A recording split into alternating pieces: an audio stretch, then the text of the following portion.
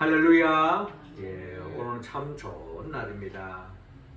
봄비가 내리는 이 5월의 이 첫 주에 그 봄비가 만물을 더욱더 소생하게 하는 것처럼 오늘 이 시간에도 우리 예배를 통하여 하나님이 크게 영광 받아 주시고 봄비처럼 이 봄날에 우리에게 은혜의 단비를 허락하여 주셔서 그 은혜로 한 주간도 우리의 삶이 더욱더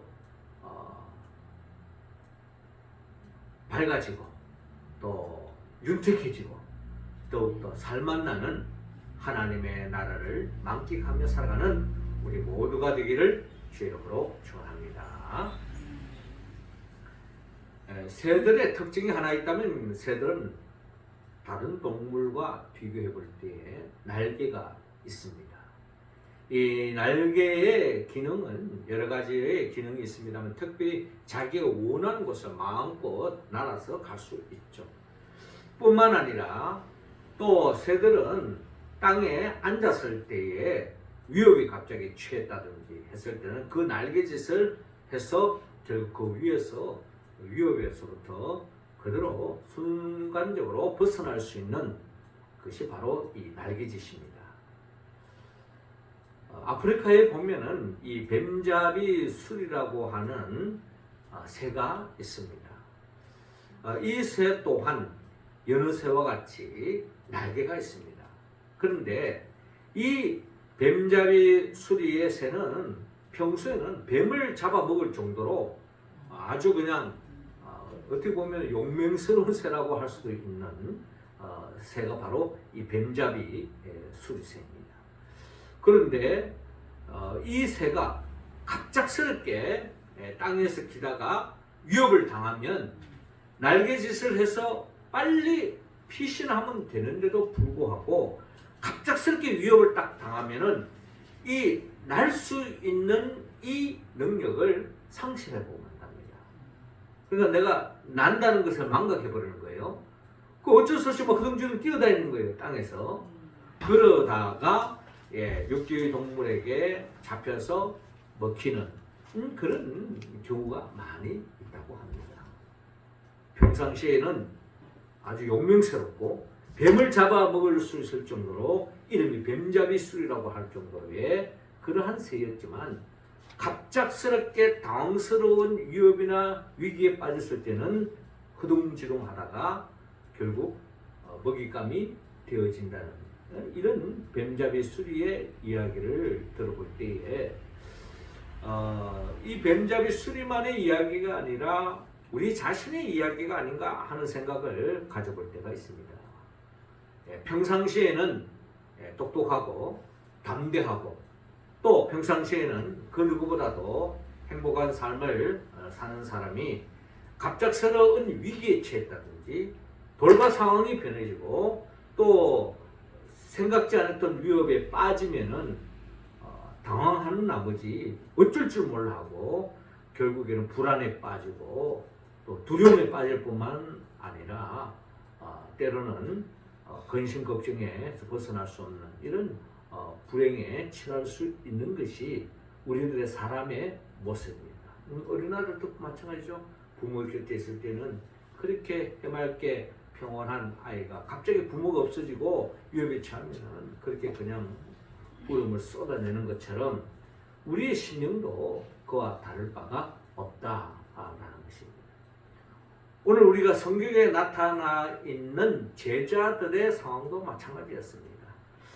이 제자들이 오늘 주님이 말씀을 하시게 된 동기는 이 제자들이 예수님의 그 말씀 속에 예수님이 이제 십자가에 못 박혀 죽는다는 이야기를 하시는 거예요.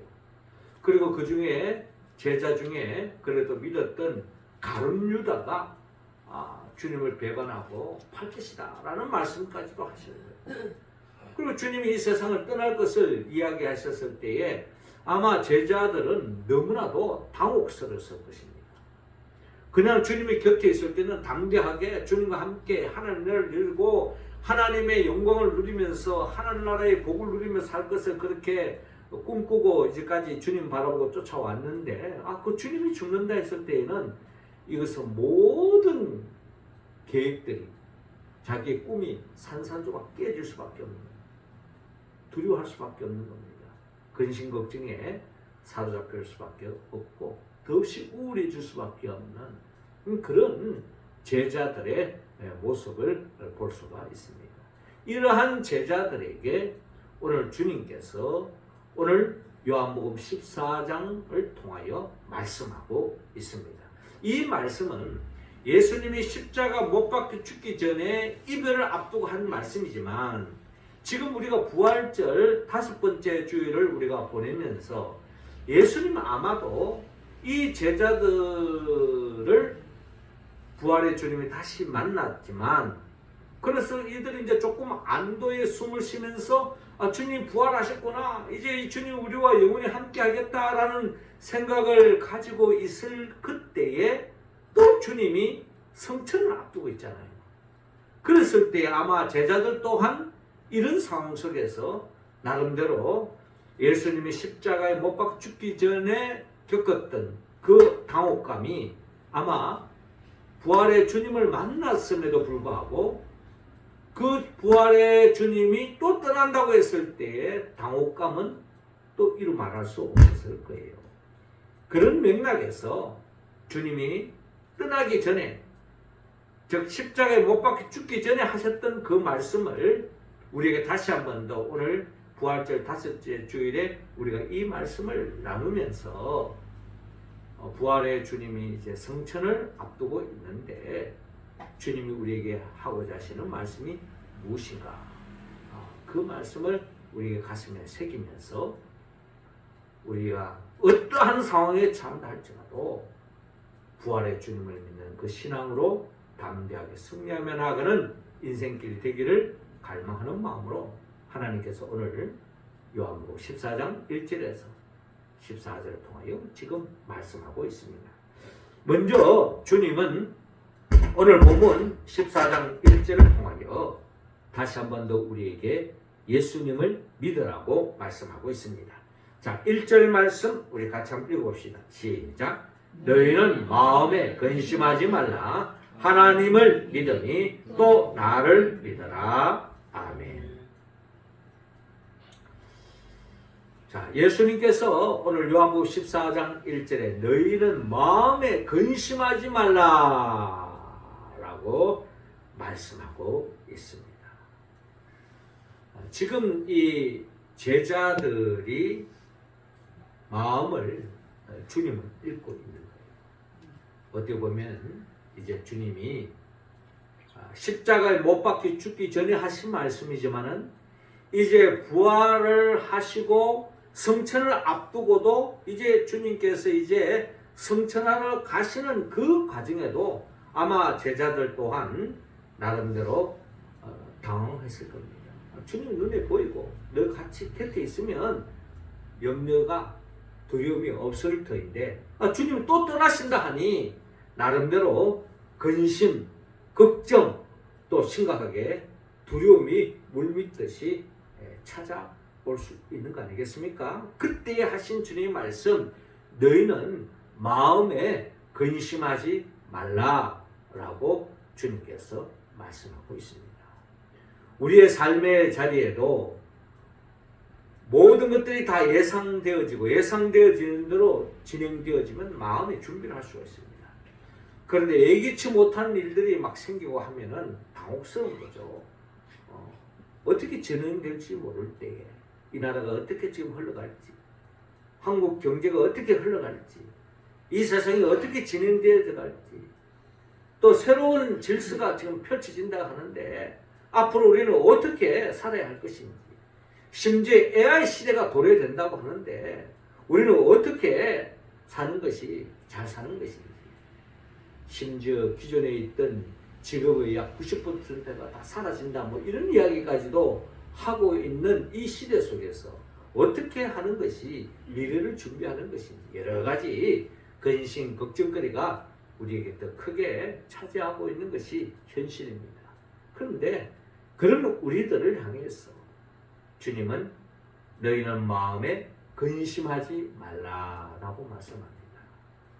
개인적으로 어떤 분은 건강의 문제 때문에, 어떤 분은 자녀의 문제 때문에, 어떤 분은 집 문제 때문에, 어떤 분들은 사업의 문제 때문에, 인간관계 문제 때문에 여러 가지의 근심, 걱정이 있지만 주님은 오늘 이 시간 우리에게 하신 말씀, 너희는 마음에 근심하지 말라라고 주님께서 말씀합니다. 그러면서 하나님을 믿으니 또 나를 믿어라라고 주님께서 말씀합니다. 그러니까 우리는 한 치 앞을 내다볼 수 없지만은 그보다 더 중요한 것은 그 한 치 앞을 내다볼 수 없는 그 막연한 그것으로 인해서 우리는 근심과 걱정에 빠져서 허우적거리고 있지만 우리의 마음은 거기에다가 자꾸 두지 말고 죽음의 권세를 깨뜨리고 부활하신 주님을 믿는 데에 우리가 더 집중해야 된다는 거예요. 내가 왜 저 근심하느냐? 내가 왜 걱정하느냐? 그것은 다른 말로 말하면 내 마음속에 주님을 믿는 마음이 점점 작아지고 있다는 거고 없어져 가고 있다는 거예요. 그러니 그런 문제보다 더 중요한 것은 주님이 내 안에 계시는가? 주님이 살아계시는가? 내가 주님을 믿고 있는가? 죽음의 권세를 깨뜨리고 부활하신 주님을 믿는다면 우리에게 넘치 못한 일이 없고 부족함이 없는 줄로 여러분 믿으시기 바랍니다. 주님이 나와 함께한다. 결국 주님은 결국은 가장 좋은 것으로, 가장 좋은 때, 가장 복된 것으로 우리를 인도해 주신다고 하는 그 믿음이 우리에게는 자리 잡기 때문에 우리는 근심 걱정에서 벗어날 수 있다. 죽음의 권세를 깨뜨리고 부활하신 주님이 내 삶의 목자가 되어질 때에 그 선한 목자 되신 주님의 인도하심을 따를 때에 푸른 초장, 쉴만한 물가로 인도함을 받을 뿐만 아니라 때로는 내 삶의 여정에 사망의 엄침한 골짜기를 통과할 수도 있습니다. 그렇잖아요.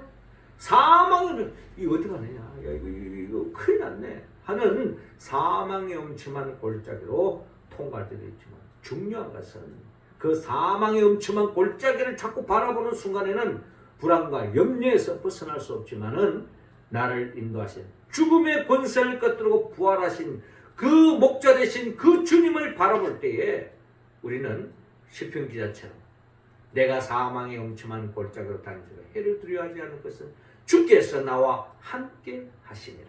할렐루야. 주님이 나와 함께, 부활의 주님이 나와 함께하고 계시다. 부활의 주님이 내 가정에 함께하고 있다면, 부활의 주님이 우리 교회 공동체에 함께하고 있다면 거기는 희망이 있고 살 길이 있고 결국엔 모든 부족함이 사라지고 근심 걱정이 사라지고 부족함이 없는 풍성한 삶이 펼쳐지고 심지어 나를 위협하던 그 어떠한 위협의 세력, 원수들도 그 목전에서 상을 베풀어 주심으로 말미암아 더 없는 감격과 기쁨을 누릴 수 있기 때문에 오늘 주님은 우리에게 주님을 믿어라. 주님을 믿을 때 두려움은, 근심은, 염려는 사라진다 라고 오늘 본문은 우리에게 말씀하고 있는 것입니다. 요한복음 10장 10절에 도둑이 오는 것은 도둑질하고 죽이고 멸망시키는 것뿐이요 내가 온 것은 양으로 생명을 얻게 하고 더 풍성히 얻게 하는 것이라 라고 말씀한 것처럼 선한 목자 되신 주님을 바짝 따라갈 때, 우리 지난주에도 나눈 말씀 아닙니까? 그 주님만 따라갈 때에 우리는 부족함이 없는 삶의 길로 나갈 줄로 믿습니다. 그래서 주님은 다시 한번 말합니다. 너희는 마음에 근심하지 말라. 하나님을 믿으니 또 나를 믿어라 라고 주님께서 말씀합니다. 죽음의 권세를 깨뜨리고 부활하신 주님을 믿을 때에 우리는 근심에서 벗어날 수 있습니다. 두 번째로 우리 주님이 누구인가를 우리는 계속 알아야 돼요. 사랑하는 사람은 계속 아는 만큼 사랑할 수 있잖아요. 6절 말씀 우리 같이 한번 읽어봅시다. 시작. 예수께서 이르시되 내가 곧 길이요 진리요 생명이니 나로 말미암지 않고는 아버지께로 올 자가 없느니라. 아멘. 자, 오늘 주님께서 친히 말씀합니다. 내가 곧 길이요 진리요 생명이니 나로 말미암지 않고는 아버지께로 올 자가 없느니라 라고 말씀하고 있습니다. 하나님 아버지는 우리를 존재케 하신 분이시요, 하나님 아버지께 나아가는 삶이야말로 가장 복된 삶이요, 로마서에 표현하는 로마서 5장 하나님의 영광을 바라보고 절구하는 인생, 그 인생이 가장 복된 인생이라고 로마서 5장은 그렇게 표현하고 있습니다. 그러니까 우리가 하나님의 영광을 바라보고 절구할 수 있는 그 삶의 길로 가기 위해서는 길이요 진리요 생명이신 예수 그리스도를 우리가 바로 알 때에 그분을 통해서 우리는 더 없는 영광을 누릴 수 있다라는 것입니다. 어떤 마을에 한 사나이가 살고 있었는데 이 사나이에게는 3명의 친구가 있었습니다. 3명의 친구. 그런데 이 3명의 친구지만 첫 번째 친구는 너무너무 가장 좋아하는 친구예요. 최고로 좋아하는 친구예요. 늘 관심이 여기에 있습니다. 이 첫 번째 친구에만 관심이 있고 이 첫 번째 친구가 나의 행복이요, 나의 기쁨입니다. 나의 시간적으로나 나의 열정적으로나 모든 것을 다 함께하고 싶은 그게 바로 첫 번째 친구였어요. 그런데 두 번째 친구는 친구이지만 조금 첫 번째 친구는 조금 생각이 조금 덜한 두 번째 친구였어요. 근데 세 번째 친구가 있었는데 이 세 번째 친구는 친하기는 친한데 조금 귀찮게 해요. 만나면 뭐 잘못하면 이렇고 저렇고 말이 많고 잔소리도 많이 하고 그래서 조금 이렇게 친구는 친구지만 그렇게 살갑게 다가가고 싶지 않는 친구, 이 3명의 친구가 있었다는 것입니다. 그런데 하루는 어떤 시대적 상황 속에서 이 사람이 왕으로부터 부름을 받았습니다. 왕의 재판에 나오라는 겁니다. 그래서 이제 왕이 어떻게 보면 그 나라에 어떻게 보면 절대 주권을 가지고 있기 때문에 왕이 부르는데 안 갈 수 없잖아요. 왕의 명을 거역하면 죽을 수 있기 때문에. 근데 뭔가 혐의에 쓰여 가지고 왕의 법정에 나오라는 겁니다. 그래서 이 첫 번째 친구에게 첫 번째 가장 자기가 그렇게 믿었던 그 친구가 먼저 달려갔습니다. 달려가서 내가 지금 왕이 나를 부르는데 뭔가 내가 뭐가 잘못된 것 같아, 뭐가 연루된 것 같아, 네가 와서 좀 해명해주고 좀 도와다오 했더니 이런 방구도 하지 않고 그 자리에서 거절하는 거예요. 그렇게도 챙겨주고 그렇게도 믿고 그렇게도 자기가 시간적으로나 모든 것을 그렇게 다가갔던 그 자기가 최고의 친구라고 생각했던 그 친구는 결국에는 자기가 가장 어려울 때 이런 제하에 거절하는 그런 아픔을 겪었습니다. 어찌 이럴 수가 있지? 그런데 두 번째 친구에게 찾아갔습니다. 첫 번째 친구가 그렇게 믿었던 친구를 먼저 찾아갔는데 안 해준다, 같이 안 가준다니까 두 번째 친구는 그러면 같이 가주겠다는 거예요. 의외로. 그러면서 같이는 가는데 법정 안에까지는 못 가고 그냥 궁궐 앞까지만 내가 따라가 주겠다. 그 첫 번째 친구보다는 낫잖아요. 근데 이제 마지막 세 번째 친구가 또 찾아갔습니다. 내가 지금 이런 어려움에 처했는데 좀 같이 좀 동행해달라. 그리고 내가 억울함을 좀 이야기해달라. 그렇게 평소에 살갑지 않고 그렇게 가까이 하고 싶지 않았던 그 친구가 의외로 오케이 하면서 내가 같이 가겠다는 거예요. 가서 내가 너에 대해서 이야기해주고 내가 너에 대해서 나름대로 이 상황과 또 너의 결백을 내가 옆에서 증언해주겠다 하면서 끝까지 같이 따라가겠다는 거예요. 그래서 그 세 번째 친구에 의해서 그 왕의 재판에서 누명을 벗어나서 살아났다 하는 그런 탈무드의 이야기가 있습니다. 근데 이 탈무드에는 이 세 친구에 대해서 이렇게 이야기합니다. 이 첫 번째 친구, 그렇게도 믿었던 친구가 그 친구가 누구냐? 그게 바로 물질이잖아요. 물질. 한마디로 돈이라는 거예요. 돈.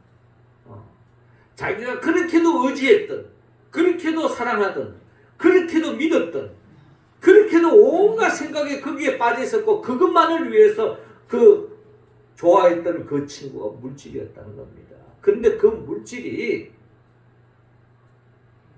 하나님의 심판대 앞에 가는 데는 아무 소용이 없다는 거예요.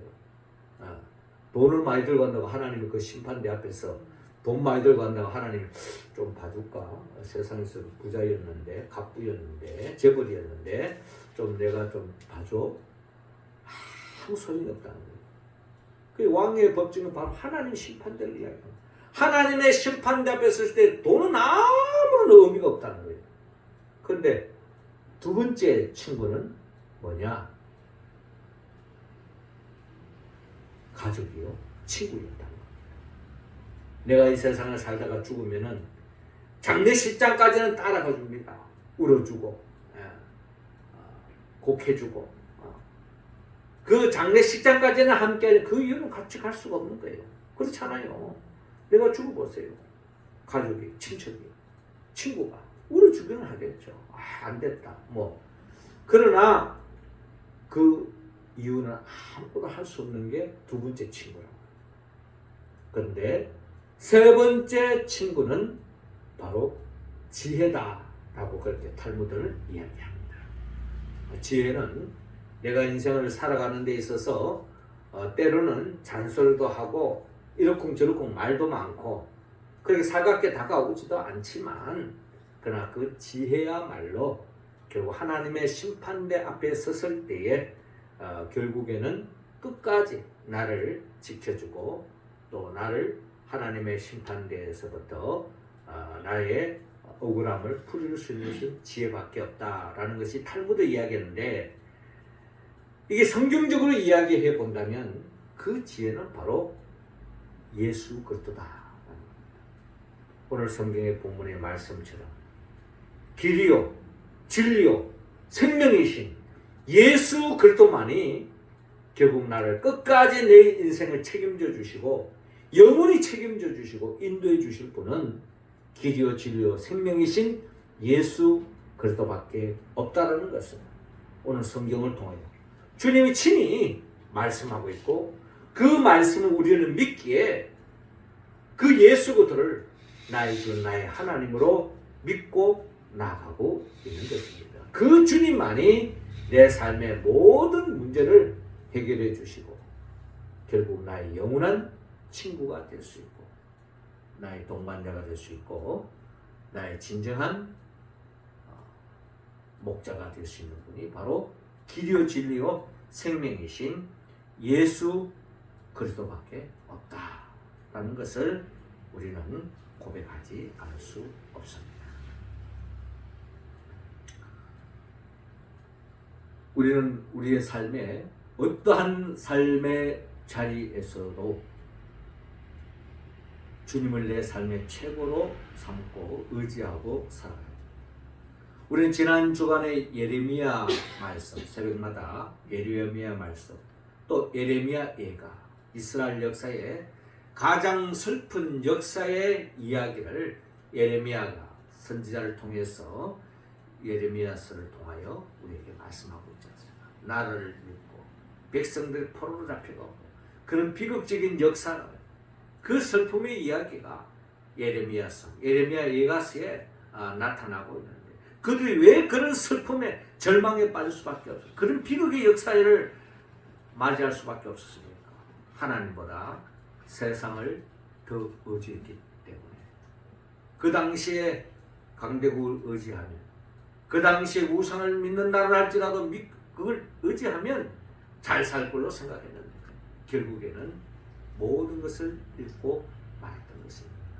그렇게 본다면 오늘 우리의 삶의 자리에서도 우리가 어떠한 형편에 처했든지 우리의 길이요 진리요 생명이신 예수 그리스도, 죽음의 권세를 깨뜨리고 부활하신 예수 그리스도를 믿고 의지하며 나아갈 때에 우리는 비고로서부터 벗어날 수 있고 더 없는 복된 삶으로, 평안한 삶으로 인도함을 받을 줄로 믿습니다. 사도행전 4장 12절에 다른 이로서는 구원을 받을 수 없나니 천하 사람 중에 구원을 받을 만한 다른 이름을 우리에게 주신 일이 없습니다 라고 말씀하셨습니다. 그렇습니다. 우리 유일한 구원자는 오직 예수 그리스도밖에 없습니다. 그분을 의지할 때 근심과 걱정과 두려움에서 벗어날 수 있고 진정한 기쁨과 감격의 삶으로 이어갈 수 있다는 것입니다. 마지막 세 번째로 주님은 오늘 본문 14절을 통하여 내 예수님께 구하라고 말씀하고 있습니다. 14절 우리 같이 읽겠습니다. 시작. 내 이름으로 무엇이든지 내게 구하면 내가 행하리라. 아멘. 그렇습니다. 오늘 본문 13절에 너희가 내 이름으로 무엇을 구하든지 내가 행하리라. 이는 아버지로 하여금 아들로 말미암아 영광을 받으시게 하려 합니다. 내 이름으로 무엇이든지 내게 구하면 내가 행하리라 라고 말씀하고 있습니다.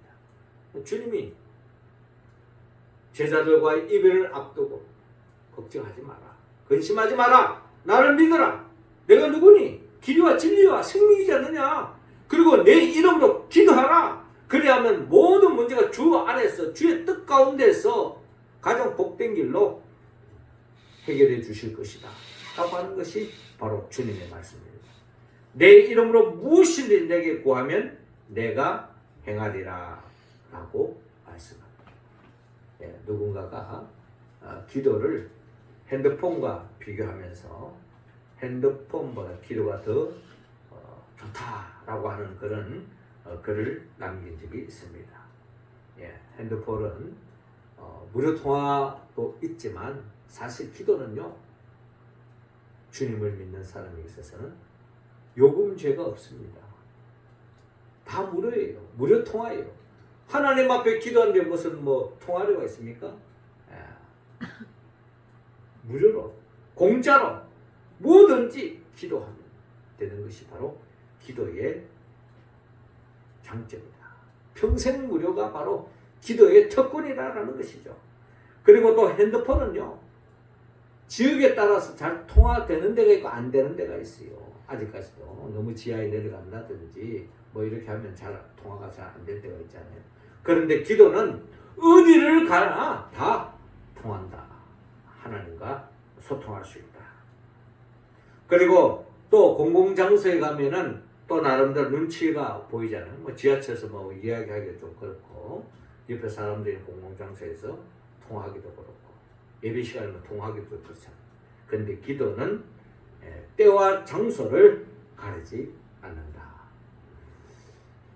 그리고 핸드폰은 모든 통화 내용이 통신사의 기록에 남겨져 있지만은 기도의 내용은 하늘나라의 책에 기록되어져 있다는 것입니다. 그리고 핸드폰을 통화할 때 침묵은 쓸데없는 상상력을 일으키지만 기도할 때의 침묵은 주님이 알아서 접수해 주신다. 그리고 핸드폰은 부재 중일 때는 받는 사람이 없지만 하나님은 항상 기다려 주시고 내가 기도할 때마다 주님을 들어주시고 응답해 주신다 하는 이야기가 있습니다. 우리의 삶에 주님이 없음으로 인하여서 염려하지 말고 기도하라는 거죠. 우리 아이들도 부모가 눈이 안 보이면 울어서 소리를 지르면서 울면은 부모가 쫓아오는 경우가 있는 것처럼 우리가 주님 앞에 기도할 때에 주님은 우리 형편을 헤아리시고 달려와 주신다. 주님께서 우리에게 말씀한 것처럼 예레미야 33장 3절에 너는 내게 부르짖으라 내가 내게 응답하겠고 내가 알지 못하는 크고 엄밀한 일을 내게 보이라 라고 말씀하고 있습니다. 마태복음 7장 7절 구하라 그리하면 너에게 주실 것이요 찾으라 그리하면 찾아낼 것이요 문을 두들자 그리하면 너에게 열릴 것이니 구하는 이마다 받을 것이요 찾는 이는 찾아낼 것이요 두드리는 이에게는 열릴 것이니라 라고 말씀하고 있습니다. 주님의 이름으로 기도하는 바는 주님의 뜻 가운데서 다 이루어진다. 주님의 뜻 가운데 다 이루어진다는 말은 때로는 내가 바라는 바대로 이루어지지 않는 것도 때로는 기도 응답입니다. 그때 당시에는 참 섭섭하고 왜 빨리 들어주지 않느냐 라는 생각이 들지만 지나보면 그게 다 하나님의 섭리와 계획과 뜻 가운데 있다는 거예요. 지금 오늘 우리 성경 본문에 예수님이 하신 그 말씀 오늘 본문에도 있지만은 이 제자들이 주님이 떠난다고 했을 때 주님이 그 바라는 제자들 중에 바라는 사람 아무도 없었어요.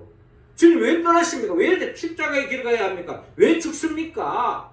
우리와 같이 동고동락하면서 베드로처럼 이곳에 천막셋을 짓고 우리 함께 살아봅시다. 이게 바로 제자들의 마음 아닙니까? 주님이 이 예루살렘에서 이스라엘의 왕권을 잡아가지고 한 나라를 회복했어. 우리가 다 한자리 하면서 멋있게 살아봅시다. 이게 제자들의 마음이었어요. 그런데 그들이 그렇게 나름대로 주님께 매달리고 그렇게 기도하는 마음을 매달렸지만 주님이 들어주지 않았잖아요. 결국 그것이 복음이었다는 것입니다. 우리도 이 세상을 사는 우리에게 기대치가 있고 우리의 바람이라는 게 있습니다. 그러나 하나님은 우리의 기도대로 다 응답해 주지 않을 때가 있습니다. 그러나 그것이 지나보면 더 큰 은혜요 하나님의 섭리요 계획이었다는 것을 우리는 뒤늦게 깨닫게 되어집니다. 그럼에도 불구하고 우리는 현실적으로 그런 어려움에 처할 때 분명히 주님 우리에게 내 이름으로 무엇이든지 내게 구하면 내가 행하리라 라고 말씀합니다. 무엇이든지 내게 구하면 무엇이든지 들어주리라 이렇게 말씀하지 않으시고 내가 행하리라. 물론 여기는 네가 기도하는 바를 이루어주겠다 하는 의미도 담겨져 있지만 주님은 그 이상입니다. 내가 원하는 것 기도를 응답해 주는 것뿐만 아니라 그 이상으로 때로는 더디게 줄 수도 있고 그것을 응답해 주지 않는 것이 더 큰 축복으로 이어지는 결과를 맺을 수도 있으니 현실적으로 그 어려움에 직면했을 때 우리가 취할 수 있는 것은 주님의 이름으로 기도하는 것입니다. 사랑하는 성도 여러분, 부활의 주님은 이제 제자들과의 이별을 앞두고 있습니다. 성천을 앞두고 있습니다. 다시 한 번 더 우리에게 부활의 예수님을 믿으라고 말합니다. 부활의 예수님을 바로 알라고 말합니다. 그리고 길이요 진리요 생명이신 부활의 주님을 이름으로 기도하는 겁니다. 그럴 때에 우리의 삶의 모든 문제는 주 안에서 해결되어지고 더욱더 복된 삶의 길로 인도해 주신다는 약속의 말씀입니다. 우리가 어떻게 이 말씀에 온전히 응답할 수 있을까요? 성령의 도움이 없이는 할 수 없습니다. 성령은 예수 그리스도의 영이죠. 예수님이 누구입니까? 예수님은 우리를 위하여 천지 만물을 창조하시고 우리를 위하여 친인간의 몸으로 오셨다. 우리 죄를 대신 짊어지고 십자가에 못 박아 죽으시고 죽은 자 가운데 3일 만에 부활하시고 성천하시고 지금도 하나님 보호자 앞에 우리에게 성령을 보내주기를 원하며 그 성령의 인도함을 받고 하늘 말씀에 응답하는 자들을 영원한 하나님의 나라 새하늘과 새 땅으로 인도하기 위하여 장차 재림하여 오실 예수 그리스도 그분의 영보에서 성령의 도움을 받았어. 오늘 주신 그 말씀을 응답하여 더없이 하나님께 영광 돌리고 모든 두려움과 근심과 걱정에서 벗어나 복된 삶으로 나가는 우리 모두가 되기를 주의 이름으로 축원합니다. 기도드리겠습니다. 하나님 아버지, 이 시간 우리 각자 한 사람 한 사람에게 성령의 기름을 부어주시고 성령 충만함으로 말미암아 부활의 주님을 더욱 확신하게 하여 주옵시고 부활의 주님이 내 인생의 길이요 진리요 생명임을 고백하게 하시고 부활의 주님의 이름으로 기도하였어 주 안에서 모든 것을 응답받고 하나님의 나라를 충만히 누리며 살아가는 우리 모두가 되게 하여 주옵소서. 예수님의 이름으로 기도되옵나이다.